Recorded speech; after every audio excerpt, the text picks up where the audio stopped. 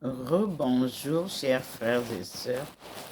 Nous reprenons donc une deuxième vidéo en ce 20 septembre 2022 où la lumière du Seigneur nous illumine pour des enseignements divins. Tout à l'heure, je vous ai dit que nous avions la lumière qui est entrée dans la maison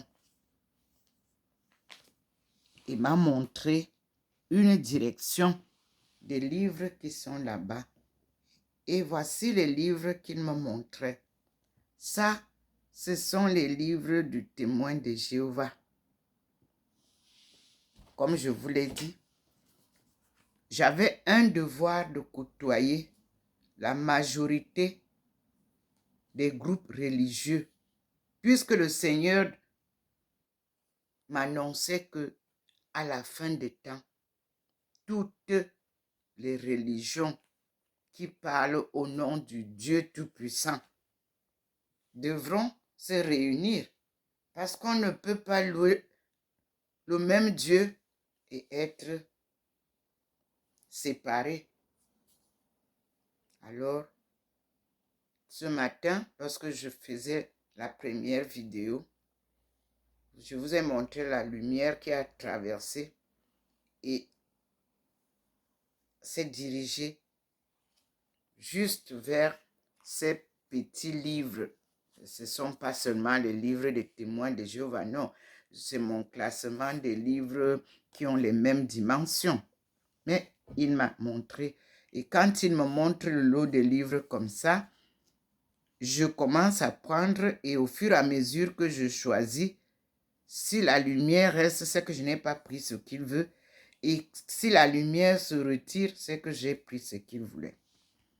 Et dans ce livre, nous avons la prophétie d'Isaïe, volume 1 et volume 2. Et il y a qu'enseigne réellement la Bible en français et en anglais.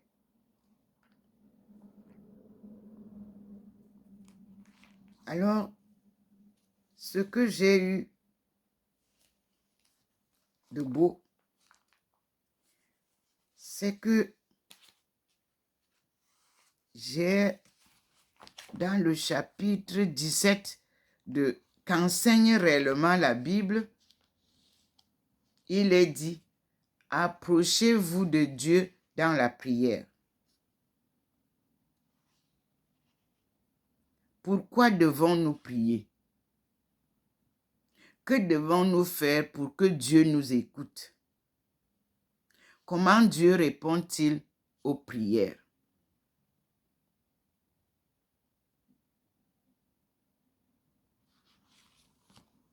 Alors,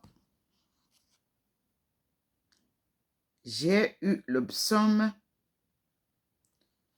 115, verset 15, et Isaïe 40, 15.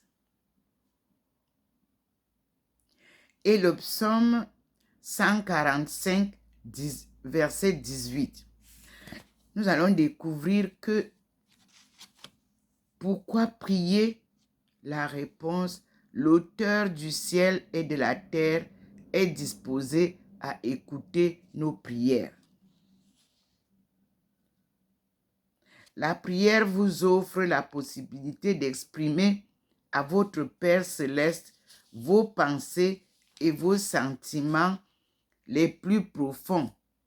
Ce faisant, vous approchez de eux, ils appellent Dieu Jéhovah. C'est le même mot, Yahvé, la providence. Et eux, ils nous amènent à Jacques 4, verset 8. Mais ce qui m'intéresse ici, c'est l'Ancien Testament, parce que je suis la direction du Seigneur. Et là, quelles conditions devons-nous remplir? Ils disent, Jéhovah écoute-t-il toutes les prières? Regardez ce qu'il dit aux Israélites rebelles au jour du prophète Isaïe. Je cite, « Quand bien même vous multiplierez les prières, je n'écoute pas. Vos mains se sont remplies de meurtres. » Isaïe 1, 15. Certaines actions peuvent donc pousser Dieu à ne pas écouter nos prières. Pour qu'il les entende favorablement, nous devons remplir quelques conditions fondamentales. Cet enseignement est ce que je reçois du Seigneur. Inspiration. Je n'avais pas ces livres-là ici.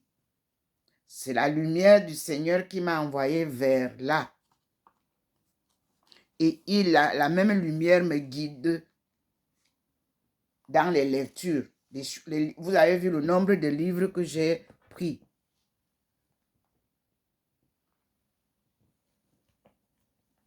Avant de lire, je dis, Seigneur, guide-moi. Où est-ce que je dois lire? Donc, nous avons ici Isaïe 1, 15. Quand bien même vous multipliez les prières, je n'écoute pas. Vos mains se sont remplies de meurtres. C'est Isaïe 1, verset 15. Et nous allons dans la Bible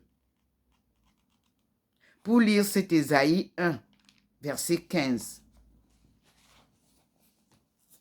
Avant de commencer la lecture du 40, pour comprendre que les anciens Isaïe, les premiers là, ils ont eu les mêmes problèmes que nous.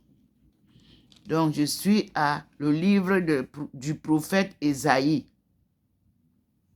1, verset 15 nous dit, « Quand vous étendez vos mains, je détourne de vous mes regards.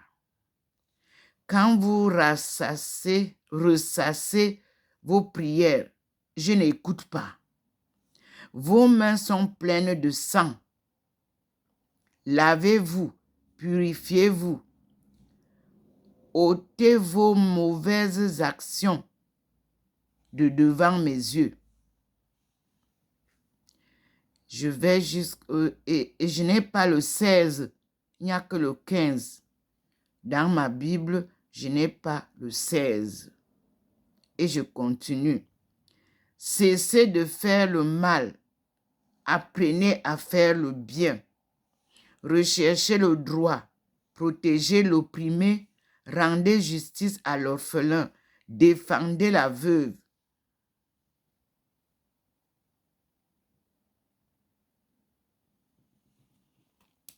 Ça, c'est le Seigneur qui nous parle.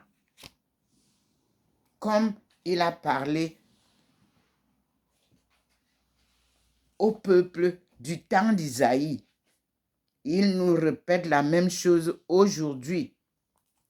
Il s'est servi des petits livres que je recevais gratuitement par des témoins de Jéhovah. Comme je vous ai dit, hier j'ai reçu celui-ci. Oui, cette publication, les anglo-saxons, selon la prophétie, c'était écrit par Herbert W. Armstrong. Cela m'a été envoyé hier. Voici la boîte. Par celui qui continue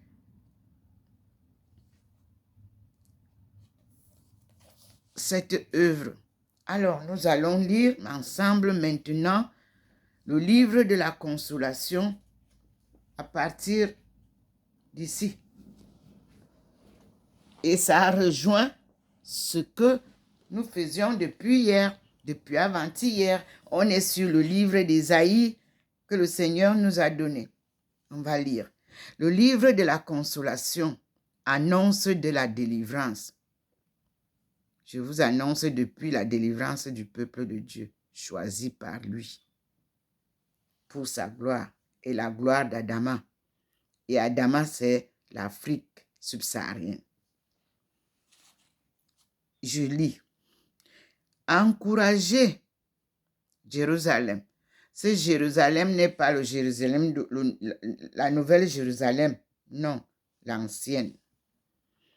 Dites-lui bien haut que ses corvées sont achevées.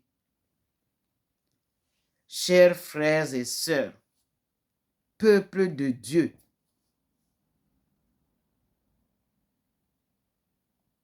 Benti, devenu Bentou, Afrique subsaharienne, écoutez le Seigneur. Que dites-lui bien haut que ses corvées sont achevées, que sa faute est expiée, qu'elle a reçu de la main du Seigneur double peine pour tous ses péchés. Écoutez ce que dit le Seigneur, mes frères et sœurs. Ça, ce n'était qu'un rappel, mais maintenant, le Seigneur dit ceci. Une voix crie. Frayez dans le désert une route pour le Seigneur. C'est moi qui parle. Mais c'est l'inspiration de Dieu. Et c'était Isaïe qui parlait. Et c'était l'inspiration de Dieu. Dieu lui disait de dire ceci. Et il disait sans crainte. Une voix crie.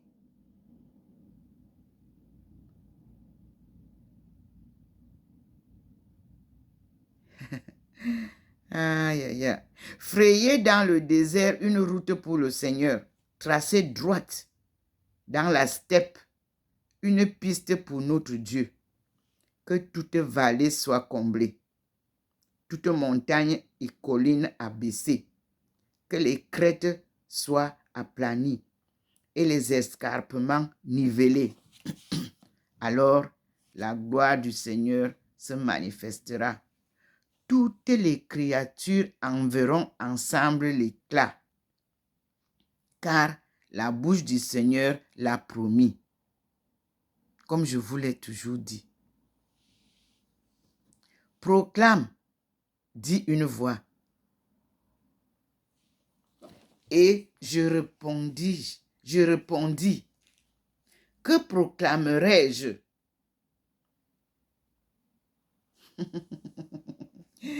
Le Seigneur est avec nous. Vous-même regardez comment je suis toute blanche. Toute créature est pareille à l'herbe et toute sa gloire à la fleur des champs. L'herbe sèche et la fleur se fane quand le souffle du Seigneur passe sur elle. Vraiment, le peuple est pareil à l'herbe. L'herbe sèche et la fleur se fane, mais la parole de notre Dieu demeure éternellement. Fermez les guillemets. C'est ce que je vous dis. Et vous le dire, c'est l'inspiration de Dieu. Montez sur une haute montagne pour annoncer la bonne nouvelle à Zion. Élevez vos forces avec vos forces, non, élevez avec force la voix pour annoncer la bonne nouvelle à Jérusalem, l'ancienne Jérusalem qui avait été détruite. Élevez la voix sans crainte. Dites aux cités de Juda, voici votre Dieu. Voici le Seigneur Dieu qui vient avec puissance et tendre son bras souverain. Voici avec lui le prix de sa victoire. Il se fait précéder des fruits de sa conquête. Comme un berger, il va paître son troupeau, en rassembler les bêtes dispersées, portait les agneaux dans les plis de son manteau, menait doucement les brebis qui allaitent. Qui donc a jaugé la mer dans le creux de la mer? Qui de ses doigts ouverts a mesuré les cieux? Qui a mesuré au boisseau la matière terrestre? Pesé les montagnes au crochet et les collines à la balance? Qui a déterminé l'esprit du Seigneur? Et quel conseiller lui a donné les leçons? De qui a-t-il pris la vie pour bien juger, pour qu'on lui apprenne le chemin de la justice, qu'on lui enseigne la science et qu'on lui montre la voie la plus sage? Les nations ne sont pour lui qu'une goutte dans un seau, un grain de sable dans la balance. Les îles ne pèsent pas plus que la poussière. Le Liban ne pourrait suffire au brasier de son autel, ni ses animaux pour les holocaustes. Toutes les nations ensemble sont comme rien devant lui. Elles sont à ses yeux comme inexistantes. À qui pourriez-vous comparer Dieu? Et quelle image pourriez-vous en donner? Un artisan coule une statue, un orfèvre la plaque d'or. Il fait fondre les chaînettes d'argent. Celui-là choisit un bois précieux, un bois imputrescible. Il se met en quête d'un habile ouvrier afin de camper une statue qui ne vacille pas. Ne le savez-vous pas? Ne l'avez-vous pas appris? Ne vous l'a-t-on pas appris dès l'origine? N'avez-vous rien compris à la fondation de la terre?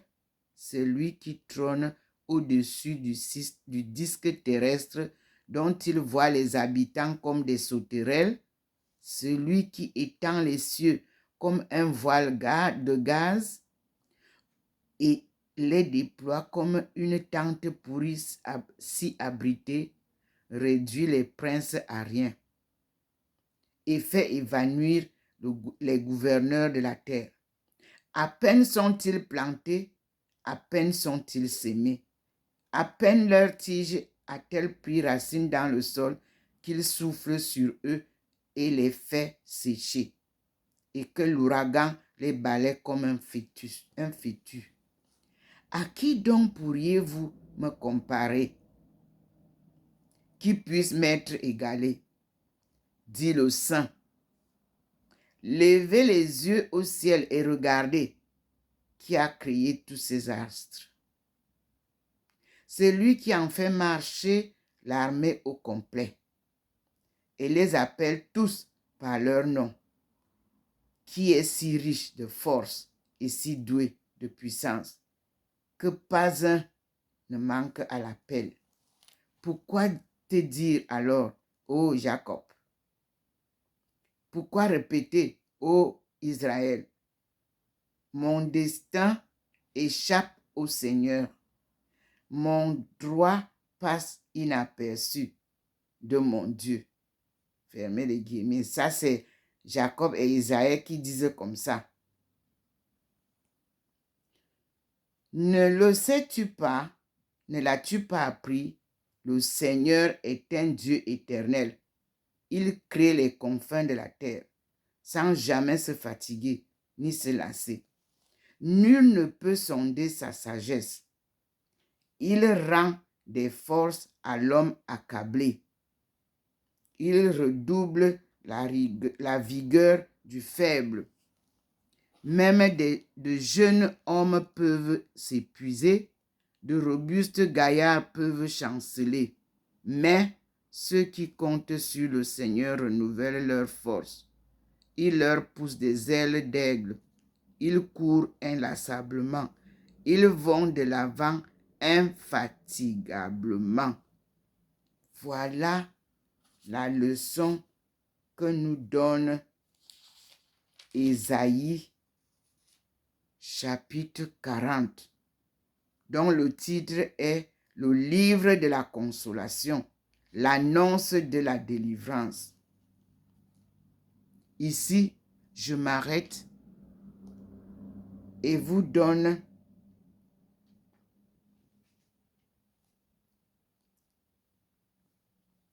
la description de 41.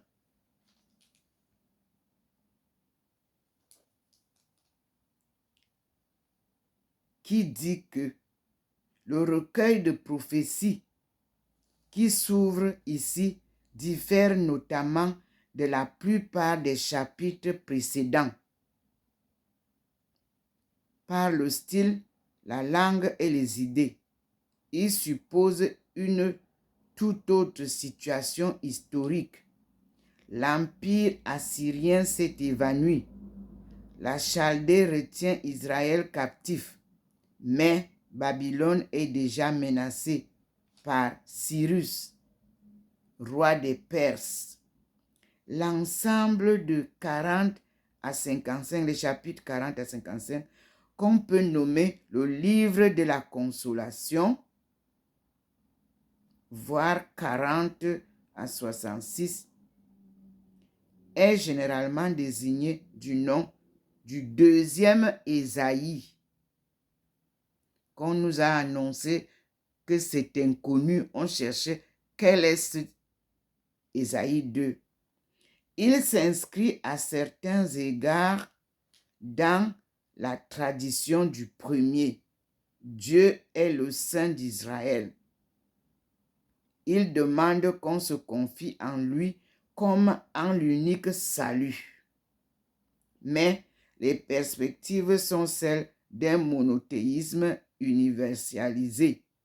Elles dominent l'histoire qui se place d'emblée sous le signe de la consolation, de la libération et de la restauration messianique, entrevue sur le mode d'un nouvel exode et d'une nouvelle création. D'où nous parlons du nouvel ordre socio-économique.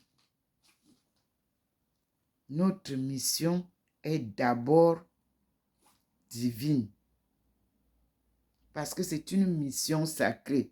C'est un appel divin. Et donc, je dois d'abord me référer à la parole de Dieu, me référer à Ésaïe et les 3 autres prophètes. Donc, je dois me référer sur les livres des prophéties dans l'Ancien Testament. Il me recommande toujours de ne pas toucher au Nouveau Testament, car il est dit que le Nouveau Testament puise tout ce qu'il fait ici. Et dans les petits livres que j'ai pris là, c'est mentionné dessus. Puis, à la suite, il y a le chapitre 2, le chapitre 40, verset 2, qui dit « Encouragez Jérusalem ». Il est dit, ce sont les notes, « Encourager », ça veut dire littéralement « parler au cœur », comme dans Genèse 50, 21. Double peine, expiation complète, car la loi demande souvent une réparation double du dommage causé. Dieu vient se réparer tout ce qui nous a été causé. Encouragez donc son peuple. Alors, le chapitre 3 nous dit, le verset 3 nous dit, une voix crie, frayez dans le désert une route pour le Seigneur, tracez droite dans la steppe une piste pour notre Dieu. Je vous ai dit, et nous avons vu sur la vision, les visions que j'ai eues sur les publications que vous avez là. Le Seigneur nous montre bien comment il a relié la route de la soie et la route des épices. C'est ça. On nous demande de frayer dans le désert, une route pour le Seigneur. Oui, il l'a fait. Donc,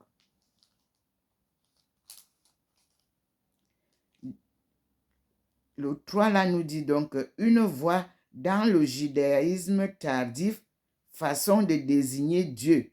Une voie, la voie du Seigneur. Vous comprenez? Tracée droite ou nivelée. Il s'agit de la route royale par laquelle Dieu veut ramener son peuple à travers le désert. C'est la note de la Bible qui parle. Cette annonce du retour de la captivité fut le type de la programmation de Jean-Baptiste de la délivrance messianique. Est-ce que vous comprenez? Je prêche ici des choses que moi, je ne sais pas. Je retrouve maintenant dans la Bible. Je vous dis que ce qu'il me montre, c'est ici. C'est des prophéties qui se réalisent, mais qui avaient été annoncées dans le temps. Et dans le verset 5, il dit, c'est la note, « La gloire du Seigneur et sa sainteté sont un thème constant. » Du 2e Ésaïe. Voilà la partie qui m'avait été présentée et que je dois bien suivre pour connaître ma mission sacrée. C'est cet Ésaïe 2 qui commence au chapitre 40 et où le Seigneur part me faire découvrir au chapitre 42 quand je suis en pèlerinage de prière pour la famille, apparaît le monial en 2007, ce que je lis là, 42, verset 1. « Voici ma servante que je soutiens, mon élue à laquelle je donne toute mon affection. Je fais reposer sur elle mon esprit pour qu'elle apporte aux nations la vraie religion. »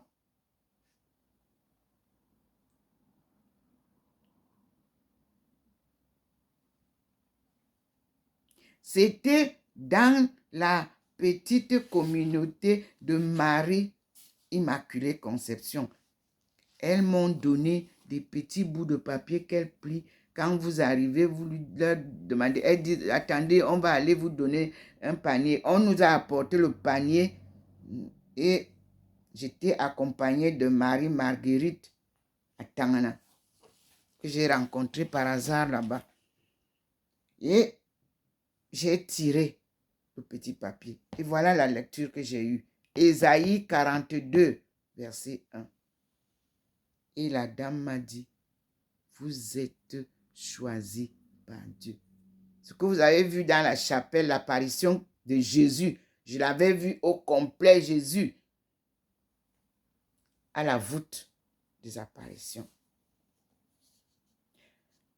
Et il m'avait donné le message de la création de sa maison à Bimbia. Donc, tout ce que vous faites comme désordre au niveau de Victoria de Bimbia, sachez que c'est une œuvre de Dieu. Ça prendra le temps que vous voulez, mais Dieu, c'est sa marche. C'est là où nous reviendrons, comme je viens de lire dans la Bible là, avec les rejetons qui sont restés.